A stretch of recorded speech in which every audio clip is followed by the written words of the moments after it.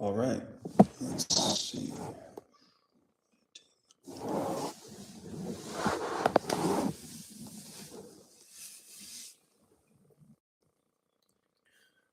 All right, going live here. I'm going to be chatting with my 85-year-old self again. Today is Monday, May 5th. It is 1:11 in the afternoon. And yeah, going to be doing my weekly check-in. So good afternoon. I'm a day behind here, but wanted to check in with you. I don't know how to do this because it looks weird when I look off camera, but I'll keep going. Hello, good afternoon. And this is my current younger self over here.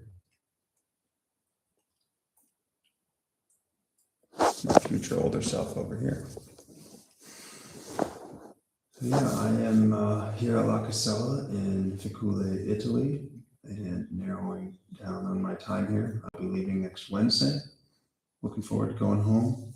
Sad to be leaving, but I'm very content. I did a lot of introspection yesterday, review of my goals and objectives for when I came here. And all in all, very, very happy, very content with what I've done, with what I've seen, people I've met, how I've acted and presented myself, and how I've grown and learned about myself. I'm really excited for the next sort of step. This was a great chapter for me. I'm very excited to keep moving forward. That's great. Yeah, looking back, it was a really good time for us. We had a great time there in Italy, and we learned a lot about ourselves. It's a really good opportunity to slow down and be intentional with who we are and who we want to be. What are your main takeaways? Yeah, coming into this, I wanted to be a loving friend and really understand what that means to be, because that's one of the goals for my life. And so I definitely connected with people, I made friends, and I expressed love towards them. So I'm really happy that I was able to do that.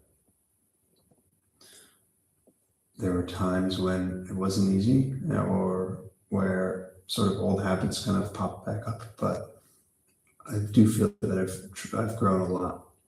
And so I'm very happy and proud of that. The hard part is well, not the hard part, but not the hard part, going to be maintaining that as I go back to my previous life and not letting sort of old identities pop up. So I'm going to stay very cognizant of what I've learned here. That's great. Yeah, being a loving friend is super important to who we've become, who I am now.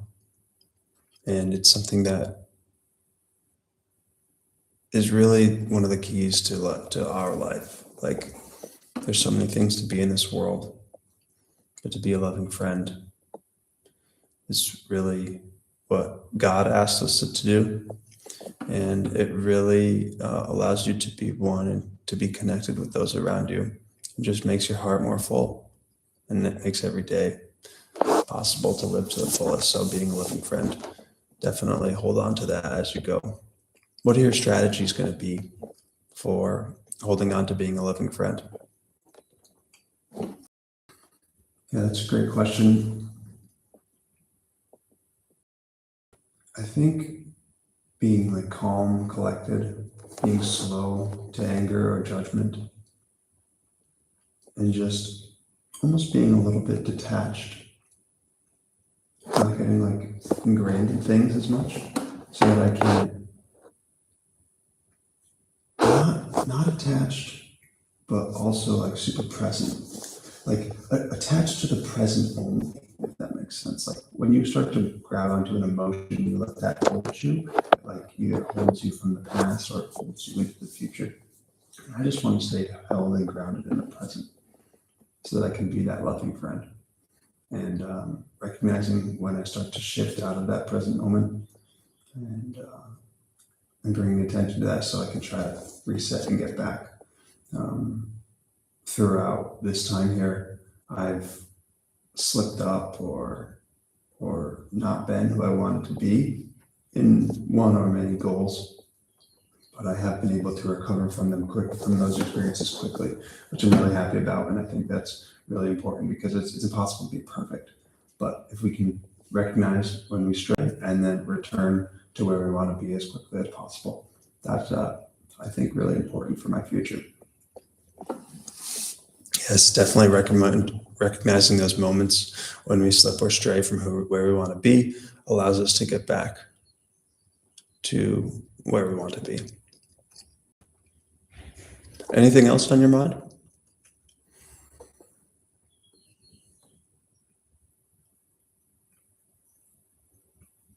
Yeah, I'm still not quite sure what the next chapter looks like. Who I want to be, like what I want to do, who I want to be as a loving friend. But how does that show up in the world? And how do I create a life that is sort of like a self-enforcing feedback loop to maintain that status as a loving friend? I can go get a job, I can work, whatever, but is that going to allow me to be a loving friend to my fullest potential? And so I need to find a path forward that does that. I have many, many ideas. A lot of them seem to be around cooking and sharing food and events, bringing people together. I've always had this idea of a large dining room table where my family can gather. And I would love to be a promoter of that. Potentially even a promoter of that for other people's families as well. I had this idea of like helping other families build family dynasties. I thought that would be pretty cool.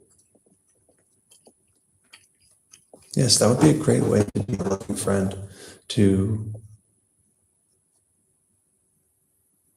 self-promote that idea of a family dynasty. Would definitely reinforce itself. Family is still important now that I'm in my old age. It's just as important now, if not more important. And our family has grown and changed and developed over the past years. And you can have a huge influence in that.